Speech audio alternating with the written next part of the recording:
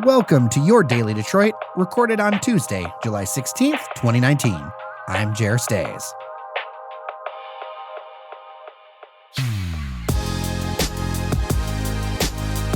Today on the show, a new study shows that Detroit is the most stressed city in the nation. What's behind that? I talked to WalletHub analyst Jill Gonzalez. Also, the Michigan Glass Project comes to the Russell Industrial Center this weekend. Sven has a conversation with Drew Kups about what to expect. That and a couple other stories to know around town right after this. Daily Detroit is brought to you in part by Repurpose. That's where you can get hired by Detroit's best startups and companies. Repurpose connects top talent like you with purpose-driven companies based on values, experience, and culture fit. Join their talent community at repurpose.co. That's repurpose.co.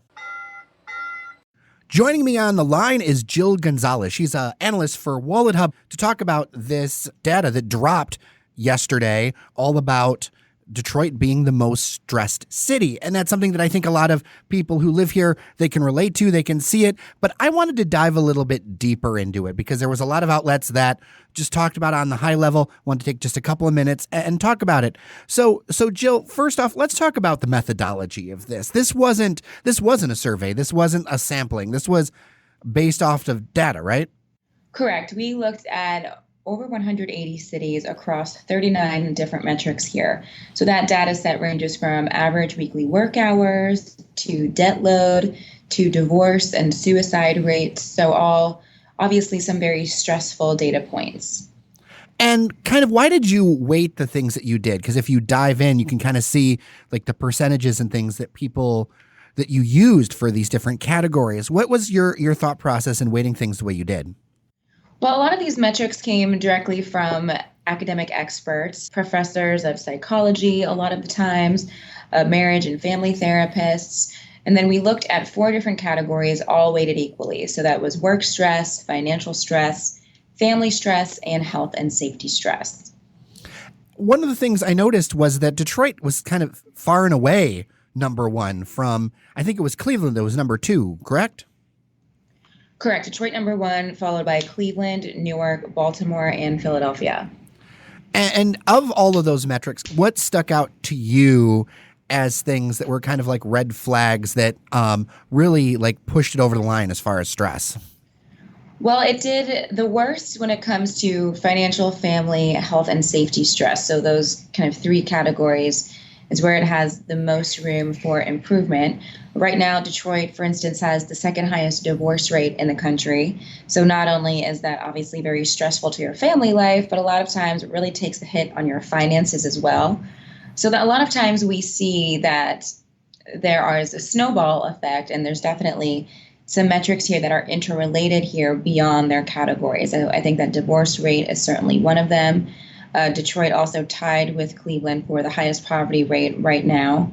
And then it also has quite a few health problems as far as a very high percentage of adults reporting to be in poor health. Again, that not only can take a hit on your health, but on your wallet as well, especially if you're not covered by insurance, where Detroit has one of the highest uninsured rates in the country too. So you do find that a lot of these different things are very much interrelated.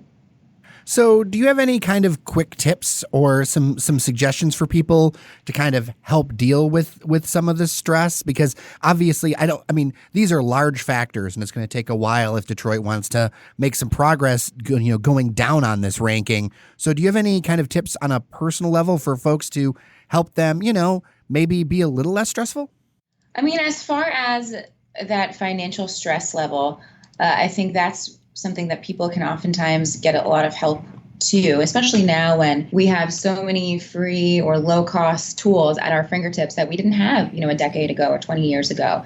A lot of that comes down to internet resources, budgeting tools, loan calculators, certain apps that are going to be better for our certain situations, whether it's saving more money or working toward a savings goal. So, people on a budget can find a lot of ways to relax if they are stressed out. Look for free activities in their town. Try to do, one a weekend, one a month. And having a budget itself can be relaxing. So in advance what you can afford, or so that you kind of need to stay away from a certain thing this month and maybe save for it for the next. But just having that awareness, I think, gives people a sense of relief automatically. Well, thank you so much, Jill. I appreciate you taking a few minutes to talk with us. And thanks so much for your time. Anytime. Have a good one. The Michigan Glass Project is hosting its 8th annual Glassblowing and Live Arts Festival fundraiser this Friday through Sunday, July 19th through 21st at the Russell Industrial Center. Proceeds from the event go to Art Road, a nonprofit that supports arts education in Detroit area public schools. And joining us to talk all about the festival and what's going on there is Drew Kups. He's co-founder of the Michigan Glass Project. Drew, welcome to Daily Detroit. Hey, man. Thanks for having us. Absolutely. All right. So tell us what's happening at this year's festival. Tell us about it. So what we are is a 3-day arts and music festival featuring live glass demonstrations, art of all kinds. We have live painters. We've got people doing blacksmithing. We have graffiti arts. We have 15 bands in the lineup. We have 80 vendors. We have a dozen food trucks. And we pack the place full of live art demonstration and auction it off at the end of the event. And this is a fundraiser event. You're teaming once again with Art Road, which is another nonprofit. Tell us about them. And this is you guys have been working together for a few years now, right? Yeah. When we first started the event, we were benefiting the Belle Isle Aquarium. We helped get them kick-started. And then we were looking for something a little more meaningful and community-orientated. And that's when we found Art Road. And what they do is they bring teachers and materials to the classroom and allow kids to have art class in schools that don't presently have programming. So bringing arts education back to schools that have lost it. What about that mission sort of attracted you guys? I mean, why do you feel like that's important? Well, it's really cyclical, you see. If you don't have arts and arts education, you may not develop into an artist later in life. So for us, giving the opportunity to kids to really explore outside the box thinking was the biggest draw. Another thing about it is we're artists ourselves, and we want to give back art. So what we do is we take the power of our abilities and pull it together to help source art education for kids. Mm-hmm. Tell us about the Michigan Glass Project and how you guys started. I mean, you mentioned that in the early days you were raising money to get the Belle Isle Aquarium back open. Mm-hmm. We were approached by a friend of ours who did an event called the Colorado Project, and that was years ago. And I'd attended the event. And when we came back to Michigan a few years later, our friend had moved into town with the idea of hosting the event in Detroit. And it made a lot of sense for us because we were the kind of people who've been to festivals. We've done a ton of vending. We've hosted a lot of events on our own, and it made sense because we had a crew of people willing and able to put something like this together. Tell us a little bit more about the festival itself. You said you had 15 bands. Can you name a few of them? Sure. One of my favorites that we've got coming on is Halu Murgia. He's an Ethiopian funk and soul artist. Wow. That sounds pretty interesting. It's going to be deep. He comes in on Saturday with some really warm tones and funky vibes. We're closing it out Sunday night with Sun Squabby, who's a 3-man psychedelic jam band trio that shreds.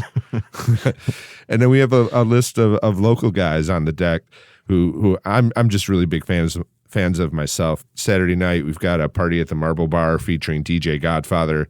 That's going to be a thumper. We're all get our jit step on. Yeah. We should mention you guys have a couple of kind of after parties associated with this whole festival weekend, right? Yeah, absolutely. Friday night is at the Whitney in the garden and throughout the mansion. We light it up on the decks with Who Dat and Eastside John. That's a great evening. Mm-hmm. And Saturday night, we do a marble show at the Marble Bar, coincidentally, where about 45 different artists are bringing orb-like glass objects to display. And we'll have DJ Godfather on deck with that, Count Mac, as well as a few others. And then Sunday night, we close it out in the event space. It's what we'd like to really let people know is that it's community orientated, and a lot of these artists that we have on the turntables and on the stage are local guys who've stepped up and offered their time to play for us, and it's really incredible the variety that comes out front. Yeah, that's awesome. And when we talk about glass demonstrations, are we talking about glass blowers? Is that what people are going to see? Yeah, we have several different kinds of glass making happening. We line up 40 glass blowing torches, which are for lamp working Pyrex, and that's the main staple of the show. Mind you, this is all done in live demonstration in a large industrial space. So when you walk inside, you're surrounded by these artists making glass under flame, and there's really a submersive quality to it. So alongside these lamp workers, we have some soft glass fellows from the Juice Box, Mark Vandenberg and Adam Thomas, and they bring furnaces to do the traditional Italian style glass making, and there's a team that mans that. And we have live neon making as well and cold working. So there's really a wide variety of different kind of glass mediums being worked. We also have bead makers going off on some torches as well. So it's a full spectrum of glass art being made in front of a live audience. Wow, sounds pretty interesting. So tickets for this event start at $15 for a day pass, $30 for the weekend pass, and then the two after parties you mentioned are separate, admission and everything. Where can people go to learn more about the event? www.themichiganglassproject.com, our Instagram of the same name, and we have some pretty amazing information on our Facebook as well. All right, sounds great. That's the Michigan Glass Project this weekend, Friday through Sunday at the Russell Industrial Center. Drew Kups, thanks so much for coming in and telling us about it. My man, thank you very much. Here's a couple things to know today around town. A recently installed plaza that took over the roadway of Woodward at Jefferson may not be long for this world. The Detroit News is reporting that the Detroit City Council rejected a plan to approve the plaza as a permanent installation, and so the city is now looking at options of what to do next. That could include going back to council, keeping the park open until the current test period runs out in November, or closing it sooner. It's used by food trucks, artists, pedestrians, and for events. But drivers don't like it as it forces you to drive an extra block if you want to turn from Jefferson to Woodward, or vice versa. I'll add here, Detroit is having an identity crisis when it comes to cars. Many of the successful developments in the center city have been focused on walkable, bikeable spaces. But car culture is deeply ingrained into the Motor City. After all, bike lanes and walkability is still the exception and not the norm around here. And there are large howls of protest if a commute is slowed down by just a couple minutes. We'll have a link to the full story in the show notes for more. Back in 2015, when Cuzzo's Chicken and Waffles opened up on Woodward and Livernois between 7 and 8 Mile, well, it was the talk of the town. Now, it's apparently time for a refresh. According to an Instagram post late Monday night, Cuzzo's has temporarily closed immediately for renovations until November of this year. A hiatus of this long can be a bit risky in the restaurant business and could mean a major renovation. But the timing might be smart as it coincides with a major overhaul of the Livernois streetscape that's currently underway. A second location for Cuzzo's was announced last year for Woodward at a yet-to-be-built building in 2020. But there's a catch. Work was supposed to start in the fall of 2018, and that site on Mack and Stimson across from Bonsdale Theater, well, it's been quiet all year. There's no new signage indicating the Midtown project is going forward, and if there's no building, there's no restaurant. So I'll believe this one when I see it. All right, that'll do it for today's show. If you like what you're hearing, leave us a review on Apple Podcasts. It'd be ever so nice. And of course, thank you for listening to Your Daily Detroit. I'm Jer Stays. Take care of each other, and we'll see you around Detroit. You're listening to the Podcast Detroit Network. Visit www.podcastdetroit.com for more information.